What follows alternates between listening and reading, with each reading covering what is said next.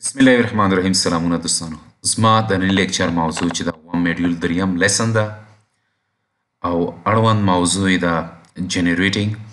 اټومیټیک کالم ویلیوز، یعنی د کالم د پاره په اتوماتیک ډول ویلیوز یا نمبرز رامنځته کول دي. په دغه لیسنز کې به تاسو په دې پوه شئ چې په اتوماتیک ډول یو سیکوینس نمبر څه ډول رامنځته کیږي ترڅو هغه په یو کالمز کې د یو ویلیو په شکل کې وکاریږي او ګټه ترې واخیستل شي.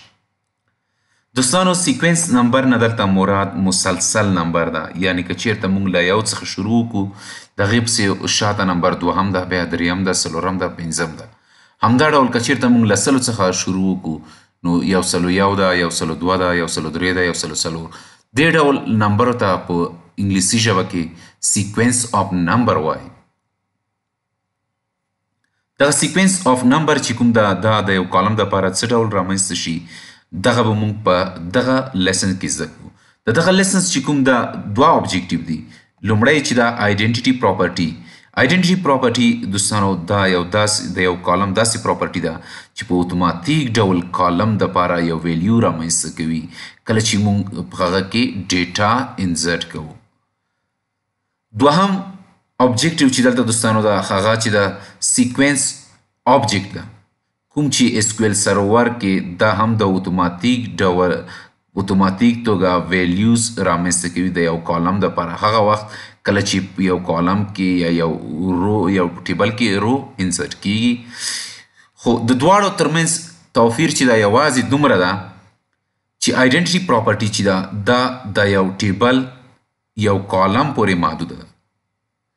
یعنی په یو وخت کې په یو ټیبل کې یوازې یو کالم کولی شي چې آیډنټیټي پراپرټیز ولري یا یې موږ ورته سیټ کړو. دوو کالمونو کې موږ نشو کولی چې آیډنټیټي پراپرټیز سیټ کړو.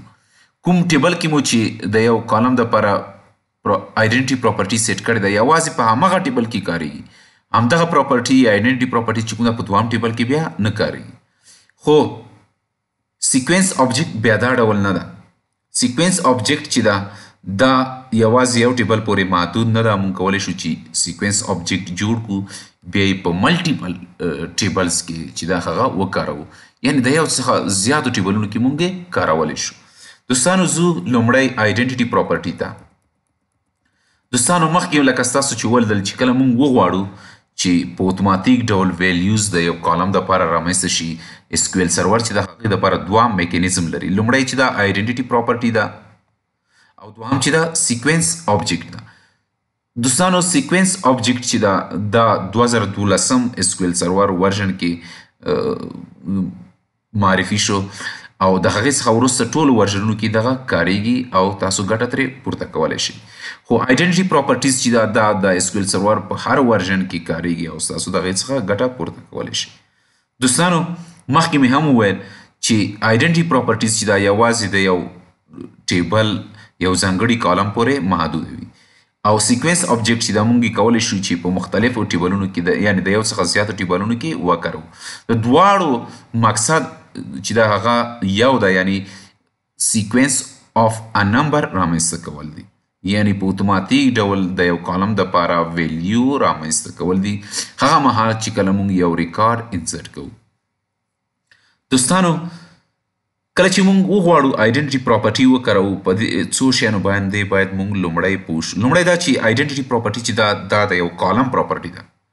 یعنی په یو ټیبل کې د یو کالم پراپرټي ده. کوم کالم دپاره چې موږ وغواړو چې آیډنټیټي پراپرټي سیټ کړو یا یې وکاروو هغه ډیټا ټایپ باید چې ده هغه نومریک وي، یعنی نومریک ډیټا ټایپ دپاره چې دا آیډنټیټي پراپرټي چې دا کار کوي. کله چې موږ غواړو آیډنټیټي پراپرټي وکاروو هغې بریکټونو منځ کې موږ لومړی ورته سیډ ویلیو ورکوو. سیډ ویلیو یعنی سټارټ ویلیو یعنی پیل ویلیو موږ ورته ورکوو چې ته له دې ویلیو څخه یا نمبر څخه ته پیل وکړه، یعنی لومړی ریکارډ باید له دې څخه پیل شي. په هغې څخه وروسته موږ ورته انکریمنټ یا سټیپ ویلیو ورکوو. کله چې دوهمه ویلیو انزرټ کیږي، دوهم ریکارډ انزرټ کیږي هغې دپاره باید کومه کالم کې آی ډي کالم دپاره یا د نور کالمونو کې چې موږ آیډنټیټي پراپرټي ورته سیټ کړي وي هغه دپاره لومړی او دوهم ویلیو منځ کې څومره توپیر وي فرق وي خو ډیفالت چې دا 1,1 یعنی د 1 څخه شروع یو ورته اضافه کیږي د دې مطلب دا ده چې لومړی ریکارډ چې کله انزرټ کیږي هغې دپاره 1 باید کالم کې که چېرته آی ډي کالم باندې موږ آیډنټیټي پراپرټي سیټ کړي وي نو لومړی آی ډي به 1 وي دوهمه چې ده هغه به دوهمه وي دریمه به وي څلورمه وي همداسې مسلسل به ځي دا ځکه چې موږ ورته ویلي وو یا ډیفالټ هغې چې ده همداسې ده 1 نه شروع کېږي همداسې مسلسل ځي بیا هم وایم دوستانو چې یوازې یو ټیبل کې د یو کالم دپاره آیډنټیټي پراپرټي کارېدلی شي کوم کالم کې چې موږ آیډنټیټي پراپرټي کارولی وي هغه په دوهم ټیبل کې نه کارېږي اگزامپل دپاره یې موږ اس کیو ایل سرور ته دلته تاسو اس ام اس کې لیدلی شئ چې زه ورته وایم چې زما ته لومړی چې ده ټي اس کیو ایل ډیټابیس کې زه غواړم چې یو ټیبل یعنی جوړ کړم هغه زه کارولو ته اماده کوم یعنی یوز ټي اس کیو ایل هغې څخه زه وروسته یو ټیبل جوړوم امپلایز په نوم دغه امپلایز په نوم کې لومړی کالم چې ده هغه امپلایي آی ډي ده دغې ډیټا ټایپ وکړه تاسو کتلی شئ چې دا نومیریک ده یعنی اعداد ده آیډنټي ډیټا ټایپ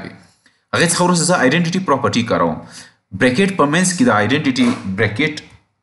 هغې څخه وروسته زه دا لومړی عدد چې د سیډ ویلیو یعنی سټارټ ویلیو چې کوم د هغه زه ورته وایم چې زه له سلو نه غواړم چې پیل وکړم هغې څخه وروسته کاما ده هغې څخه وروسته زه ورته وایم چې لس د دې مطلب دغه ده چې لومړی امپلای آی ډي چې کله انزرټ کیږي هغه باید 100 وي دوهم چې انزرټ کیږي هغه باید 110 وي دریم چې انزرټ کیږي هغه 160 وي یعنی هر ځل چې یو آی ډي انزرټ کیږي هغه د ورستنی یا پخوانی آی ډي چې دا هغې سره 10 ور اضافه شي او بیا انزرټ شي دوهم کالم چې دا زما سره امپلای نیم ده زه غواړم دوستانو چې دغه سکرپټ سلیکټ کړم او ایگزیکیوټ کړم تر څو زما ته په ټي اس کیو ایل ډیټابیس کې امپلایي په نوم ټیبل رامنځته شي کوم چې سکسسفل شو دوستانو که زه دلته د امپلایي ټیبل نه ډیټا انتخاب کړم یا سلیکټ کړم تاسو وګورئ چې دلته زما سره هیڅ ډول چې دا ډیټا پکې نشته خو زه غواړم چې لومړی ریکارډ انزرټ کړم تر څو ستاسو ته معلومه شي چې آیډنټیټي پراپرټیز څه ډول کار کوي زه ورته انزرټ کوم او بیرته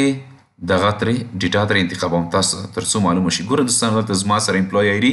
100 ده دا ځکه چې دوستانو موږ ورته آیډنټیټي پراپرټي له مخې ویلي وو چې لومړی ریکارډ چې د هغه له 100 څخه پیل وکړه چې کوم دلته ستاسو ګورئ او هغې څخه وروسته چې کله دوهم ریکارډ انزرټ کیږي هغه 10 ور اضافه کړه یعنی 100 ته چې 10 ور اضافه شي 110 به شي که زه چېرته دلته دوهم ریکارډ انزرټ کړم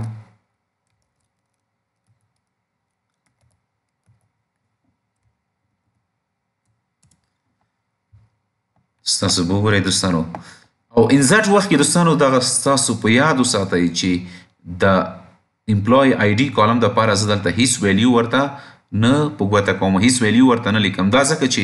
امپلای آی ډي دپاره دغه آیډنټیټي کالم چې دا په اتوماتیک ډول ویلیو رامنځته کوي تاسو ګورئ چې زه دوهم ریکارډ انسرټ کوم بیا یې غوره کوم ریکارډونه تر تاسو کتلی شئ چې